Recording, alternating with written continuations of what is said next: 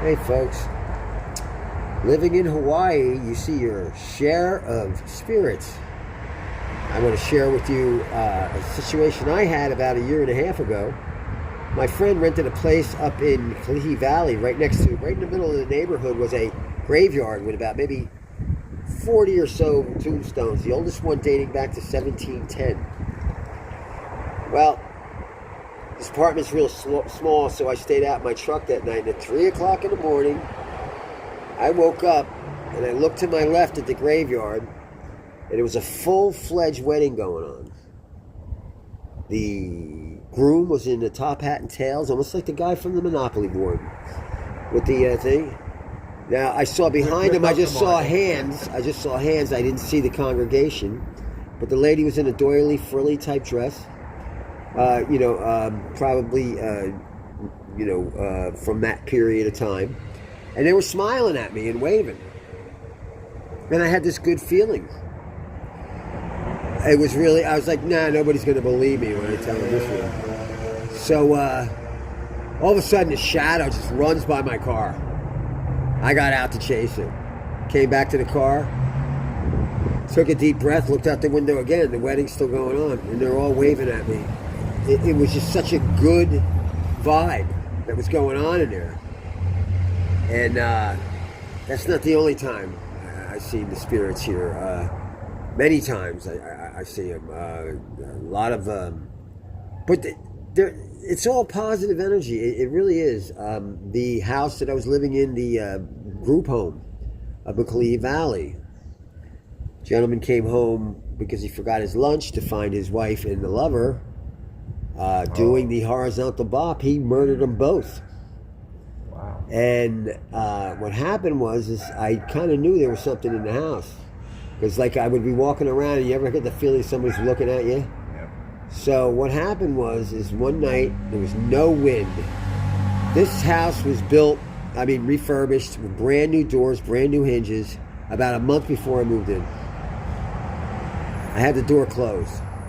No wind. It was just a still night up in the valley. Usually it's raining. All of a sudden, my door opens up and it goes... Now, these hinges are brand new. Okay? It just makes a sound. I said... You knew right away. Oh, I've been expecting you. Come on in. Slammed the door on me. And I went to chase him. But to no avail. Now, I opened up the door and there was no creaking. None at all. I found out that the girl that lived in the bedroom where this happened, the double murder happened, wakes up every morning again at 3 o'clock to a blood-curdling scream. And she chalks it up to dreaming. No. Now, I'm the only one that knows because the neighbor next door told me, Greg, a 9-bedroom house for $125,000? Yeah, right? I said, do tell. What happened in this house? Usually. What happened in this house? Oh, you got an hour? I'll tell you all about it. 1971, August. He told me all about it. What happened was that's August. The guy left every morning with his van, did construction work at 7 a.m. At 7:15, the lover would come, and then the houses are so close to one another, you could basically borrow a sandwich out the window. They're so close, so he was detailing cars outside, and they got the jalousie windows, and he heard the whole... Just take it. He was just basically... He heard everything. And then what happened was after the guy was done, the guy sat on the front porch, and he got life in prison. She was cheating on him, but he took care of both of them. But that spirit was in that house. I don't know which one, the guy or the... This is the group home? Yeah, the group home up on Mahoney. Do you remember the night we saw the Phantom display up here? Yeah. We're going to cut it, and I'm going to pick up that story. Right straight ahead of me and Craig right here is a body of water called the Alawai. Let me just show it to you real quick. Opened in 1932. 1932? Yeah, you know all the history of this place. Yeah, I do. I'll be right back. I just want to get a shot of it. This is the Alawai. If you've watched Schizo Garage episodes, you've seen me down here. This is the body of water I live on. There's little benches, and at night you can sit out here. And so one night, what year? 1921? 1931. Oh, 1930. I was talking about you the other day about how you were talking about what historical fact you gave me. Was it about the Waikiki jungle? Where I live used to be called the Waikiki jungle. And it used to be like a hippie squat place. All here was all. Yeah. Was all. But anyway, me and Craig are sitting one night on the Alawai, smoking a little pot, but that has nothing to do with anything. As anyone who smokes weed knows, it doesn't do this kind of stuff. And it was around what, midnight or so, 1, and we started seeing some reflections on the water. And as we looked at them, the reflections became more and more solid. Yeah. At first there was a moonlight. Right? There was a moon was out. It was drawing a white, a light across the water. And then at one point, we saw things moving. Yeah.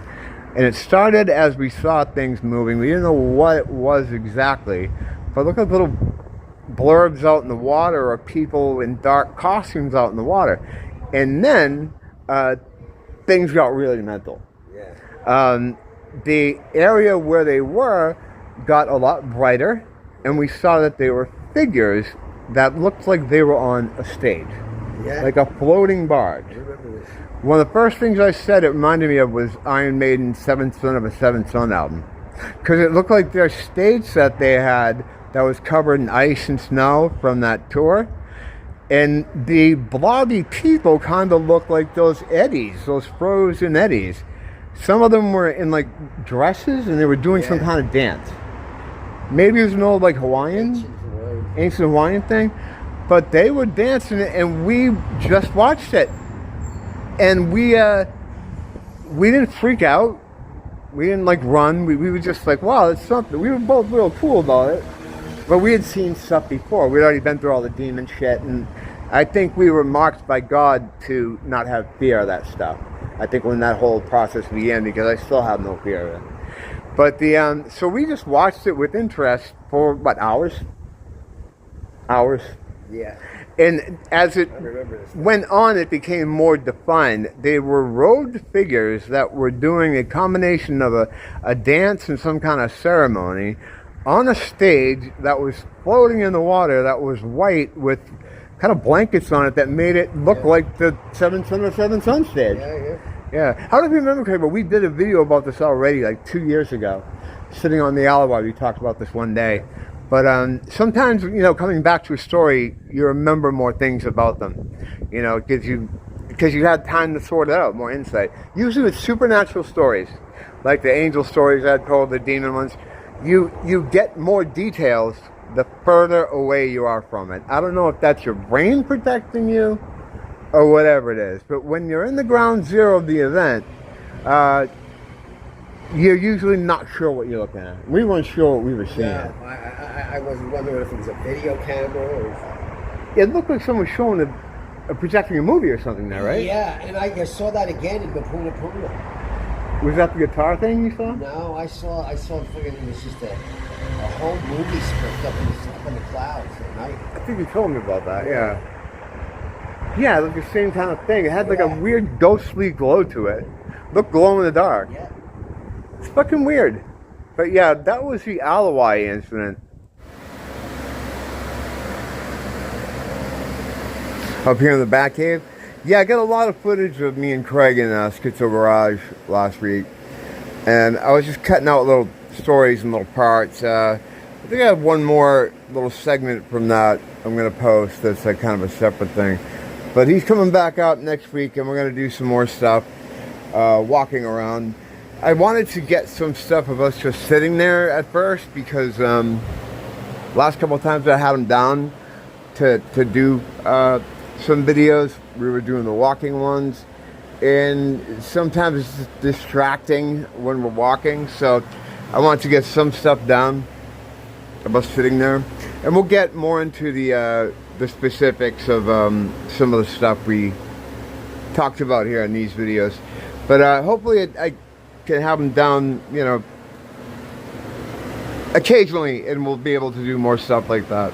But yeah, I think I have one more that I want to do that has something to do with working for Orthodox Jews in New Jersey, which is kind of it's a different subject from the spoopy stuff, but I think it's kind of an interesting story.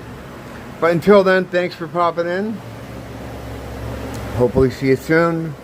Till next time, don't blame the teacher, blame the school.